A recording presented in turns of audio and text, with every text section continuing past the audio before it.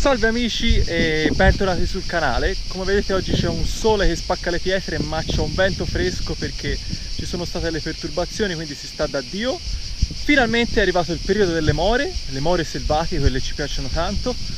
L'altra volta, non so se vi ricordate, ma nel canale ho fatto un video dove parlavo delle more, le raccoglievo e poi successivamente facevo la marmellata.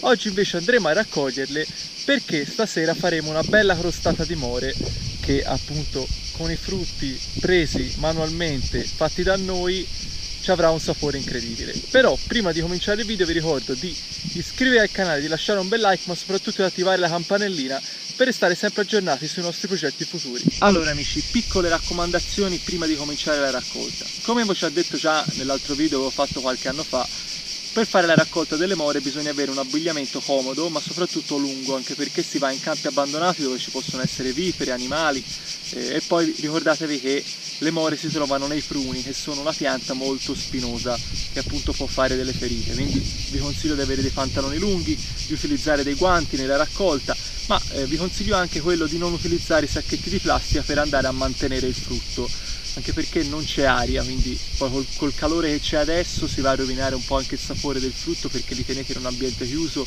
di plastica appunto.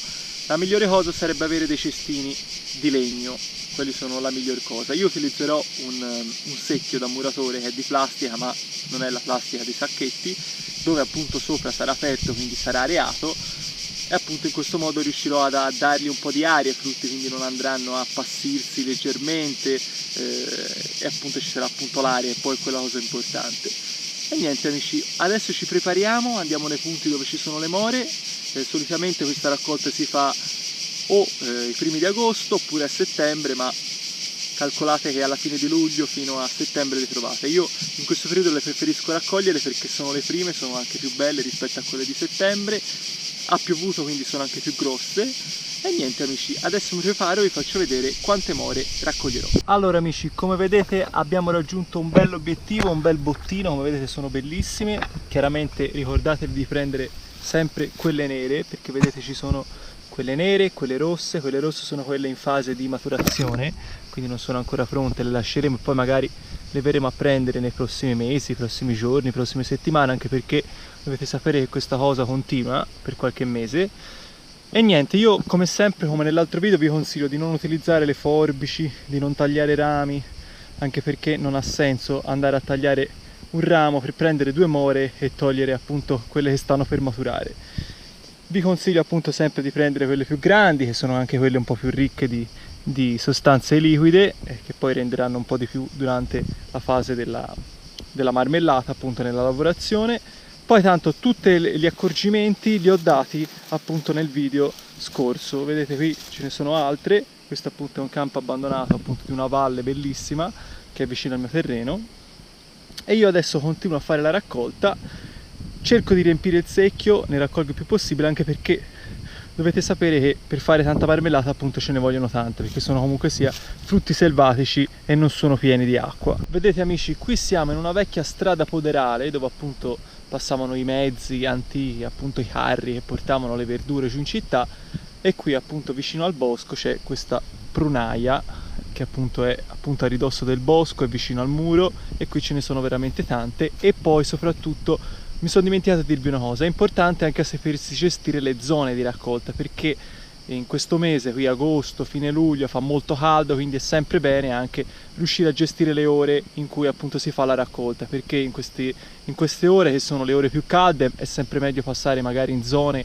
dove fa più fresco, qui siamo all'ombra, vedete, mentre magari fra un'ora, fra 2 ore, quando magari cala il sole, è meglio scandagliare zone dove appunto non c'è l'ombra, quindi si sta anche meglio. Quindi noi prima facciamo le parti ombrose e poi successivamente andiamo a fare quelle al sole, anche per motivi di temperatura, per non prendere troppo caldo. Qui appunto si continua la nostra raccolta, abbiamo quasi fatto un secchio, qui ce ne sono ancora altre, vedete, ci spostiamo fra questi rovi, stando sempre attenti e appunto rispettando le piante anche se sono selvatiche. Allora amici, abbiamo appena terminato la raccolta, come vedete ne abbiamo trovate tantissime.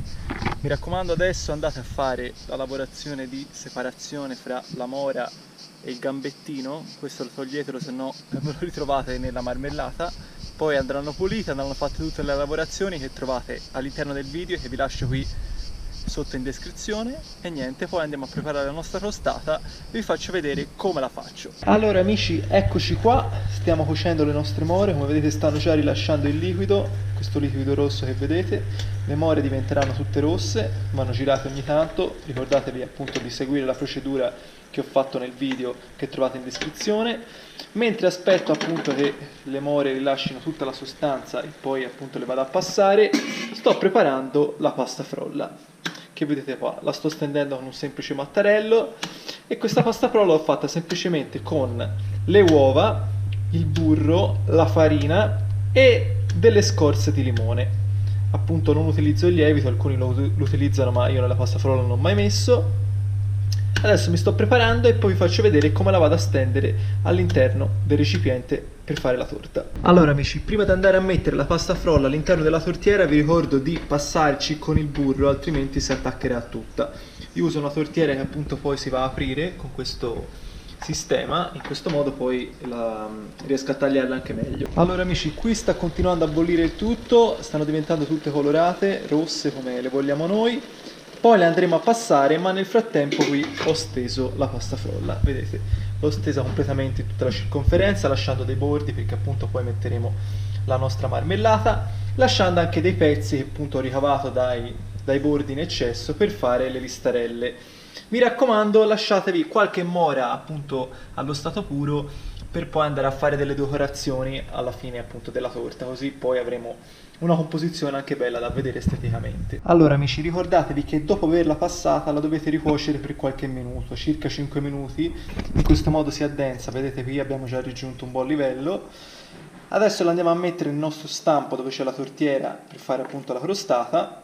Se vi avanza qualcosa mettetela via nei barattoli, ricordatevi di controllare bene i tappi se sono appunto buoni, se sono in buono stato, e poi se dovete metterla via per l'inverno ricordate di fare il sottovuoto, quindi o li mettete a bollire o li mettete a testa in giù, insomma ci sono tanti modi, ma state molto attenti, nonostante ci siano delle percentuali di zucchero alte bisogna sempre stare attenti su questo problema. Allora amici, abbiamo riempito la nostra tortiera con la marmellata, adesso andiamo a mettere le listarelle e nel frattempo abbiamo acceso il forno. Ricordatevi di cuocerla per circa mezz'ora a 200 gradi, poi dipende dal forno, comunque controllate la cottura mentre la fate. Allora amici, abbiamo messo le listarelle, magari non vincerò il premio Nobel per la cucina, anche perché non è bellissima da vedere, sembra la Scala dell'Hellas Verona, ma comunque sia, gli ingredienti sono tutti di prima qualità perché c'è appunto l'impasto che è fatto in una farina speciale. Le more le abbiamo raccolte oggi pomeriggio e poi abbiamo fatto la marmellata e adesso andiamo a infornare nel nostro forno. Abbiamo messo la temperatura a 200 gradi, mezz'ora, la andiamo a mettere e appunto fra 30 minuti la andiamo a togliere. Eccola qua, chiudiamo il forno e nel frattempo ci prepariamo i barattoli e poi li mettiamo sotto fuoco. Allora amici, ecco la nostra crostata, l'abbiamo appena finita ora di cuocere, l'abbiamo tolta dal forno. Adesso la lasciamo a temperatura ambiente e domani a colazione ce la mangiamo. Non è la più bella torta del mondo, però vi posso assicurare che gli ingredienti sono di prima qualità. Adesso sto finendo di bollire i nostri barattoli di marmellata che sono avanzati, come vedete li sto facendo bollire, aspetto lo schioppo che faranno i barattoli e poi li andrò a rimettere nella dispensa. E niente ragazzi, io spero di avervi dato un aiuto, di avervi ispirato anche voi se magari avete delle more vicino a casa e farete la marmellata e il dolce.